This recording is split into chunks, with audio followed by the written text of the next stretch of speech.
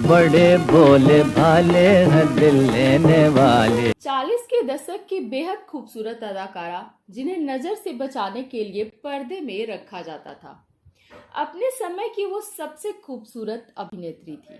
यही वजह था कि उन्हें ब्यूटी क्वीन और पहली फीमेल सुपरस्टार कहा गया। उन्होंने 31 साल तक सिनेमा इंडस्ट्री पर राज किया। तो कौन थी वो एक्ट्रेस जिन्होंने परिवार से बगावत करके सिनेमा इंडस्ट्री में कदम रखा और अपनी पहली ही फिल्म से वह रातों रात स्टार बन गई। 4 दशक तक सिनेमा पर राज करने के बाद उन्होंने अपनी बेटी के लिए सिनेमा से संन्यास ले लिया और बाद में उन्होंने अपनी बेटी को लॉन्च किया। उनकी बेटी भी उन्हीं की तरह बेहद खूबसूरत थी और सिनेमा की सुपरस्टार कहलाएंगी। बताएंगे इस वीडियो में और भी बहुत कुछ। आप बने रहिए हमारे साथ। है अब तो जीना या मर जाना। दोस्तों, आज के इस वीडियो में हम बात करेंगे जानी मानी अदाकारा नसीम बानो की। नसीम बानो का असली नाम रोशन आरा बेगम था। उनका जन्म 4 जुलाई 1916 को पुरानी दिल्ली में हुआ था। नसीम बानो की मां शमसाद बेगम, जिन्हें छमियान बाई के नाम से भी जाना जाता था, अपने समय की प्रसिद्ध गायिका थी। नसीम बानो की परवरिश शाही ढंग से हुई थी।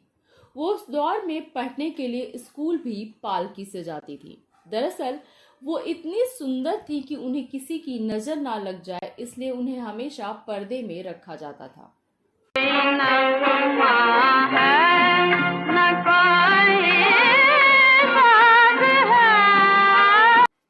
नसीम बानो की मां चाहती थी कि वो डॉक्टर बने, लेकिन नसीम हमेशा से एक्टिंग में करियर बनाना चाहती थी।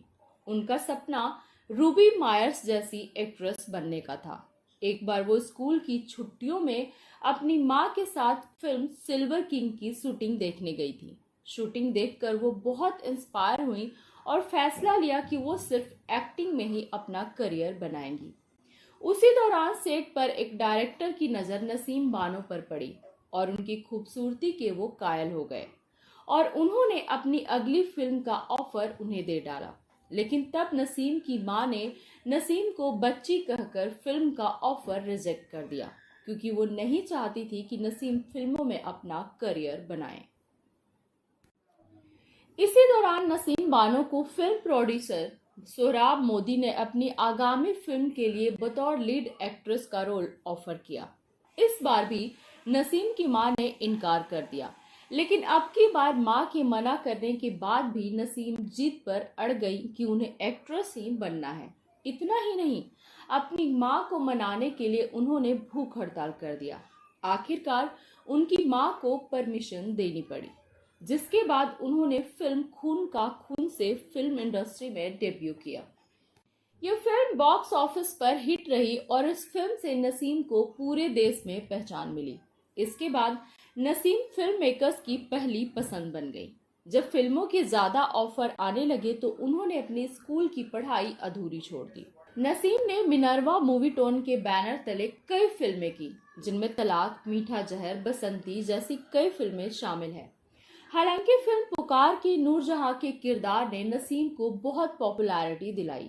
इसके बाद दूसरे प्रोडक्शन हाउस से भी उन्हें फिल्मों के ऑफर्स मिलने लगे, लेकिन सोहराब मोदी के साथ किए गए कॉन्ट्रैक्ट के कारण उन्हें उन ऑफर्स को ठुकराना पड़ा। नसीम को बेस्ट एक्ट्रेस का खिताब मिला। कई रिपोर्ट्स ने यह भी दावा किया था कि बाद में उन्होंने सी ग्रेड फिल्मों में भी काम किया। कहा जाता है कि गुरुदत्त ने उन्हें फिल्म प्यासा में काम करने का ऑफर दिया था, लेकिन उन्होंने उनके ऑफर को ठुकरा दिया था। पर्सनल लाइफ की बात करें तो नसीम बानो ने अपने बचपन के दोस्त मियां एहसान उल हक से शादी की थी। शादी के बाद नसीम ने बेटी सारा बानो और एक बेटे सुल्तान अहमद को जन्म दिया था। उनके पति ने ताजमहल पिक्चर्स बैनर की शुरुआत की थी। इस बैनर तले नसीम और उनके पति ने मुलाकात, चांदनी रात और अजीब लड़की जैसी फिल्मों का निर्माण किया। हालांकि 1947 के भारत पाकिस्तान बंटवारे के बाद नसीम के पति पाकिस्तान चले गए। वो चाहते थे कि नसीम भी उनके साथ पाकिस्तान चले, लेकिन नसीम ने वहां जाने से इनकार कर दिया। उन्होंने पाकिस्तान न जाकर अपने देश भारत में ही रहने का फैसला लिया।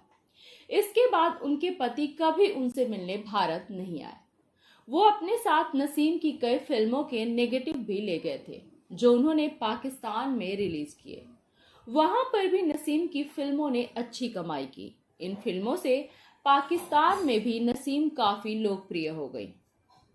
दोस्तों, आपको बता दें कि फिल्म अजीब लड़की बतौर एक्ट्रेस नसीम बानो के सिने करियर की अंतिम फिल्म थी। इस फिल्म के बाद नसीम ने अपने एक्टिंग करियर को अलविदा कह दिया था। ये वही दौर था जब उनकी बेटी सारा बानो फिल्मी दुनिया में डेब्यू करने वाली थी। ऐसा भी कहा जाता है कि नसीम नहीं चाहती थी कि बेटी से उनकी तुलना हो, इसलिए उन्होंने फिल्मों से संन्यास ले लिया। फिल्मों को अलविदा कहने के बाद नसीम ने बतौर फैशन डिजाइनर काम करना शुरू किया और अपनी बेटी की कई फिल्मों के लिए उन्होंने ड्रेसेस भी डिजाइन की। रिपोर्ट्स के मुताबिक सारा बानो और दिलीप कुमार की शादी में नसीम की बड़ी भूमिका थी। उन्होंने ही अपनी 22 साल की बेटी सारा बानो की शादी उम्र में 22 साल बड़े यानी 44 साल के दिलीप कुमार से कराई थी। हालांकि स्टारडस्ट के साथ एक इंटरव्यू में नसीम ने कहा था कि वह दोनों की शादी से हैरान रह गई थी, क्योंकि उन्हें लगता था कि दिलीप कुमार एक पक्के कुंवारे हैं और शादी को लेकर उनका कोई इरादा नहीं है। हालांकि उन्होंने देखा था कि दिलीप कुमार सारा बानो में इंटरेस्ट ले रहे थे। दोस्तों, आपको बता दें कि नसीम बानो का 18 जून 2002 को मुंबई में 85 वर्ष की उम्र में निधन हो गया। उनके एक बेटे सुल्तान अहमद हैं, जिनकी बेटी एक्ट्रेस साहिन बानो है। कहा जाता है कि साहिन बानो सलमान खान की पहली गर्लफ्रेंड थी। कॉलेज के दिनों में सलमान और साहिन काफी क्लोज थे। हालांकि बाद में दोनों के रास्ते जुदा हो गए। साहिन फिल्म महासंग्राम में नजर आई थी। साहिन की शादी एक्टर सुमित सहगल से हुई थी। सुमित और साहिन की एक बेटी सारसा सहगल है। सारसा कुछ फिल्मों में नजर आई थी और बाद में उन्होंने साउथ के सुपरस्टार आर्या से शादी कर ली थी। इस तरह सारसा नसीम बानो की परपोती हैं। दोस्तों, नसीम बानो के बारे में आपके पास भी कोई जानकारी हो तो हमें जरूर शेयर करें। अगले वीडियो में हम फिर मिलेंगे सिनेमा से जुड़ी कुछ नई जानकारी के साथ। तब तक के लिए नमस्कार।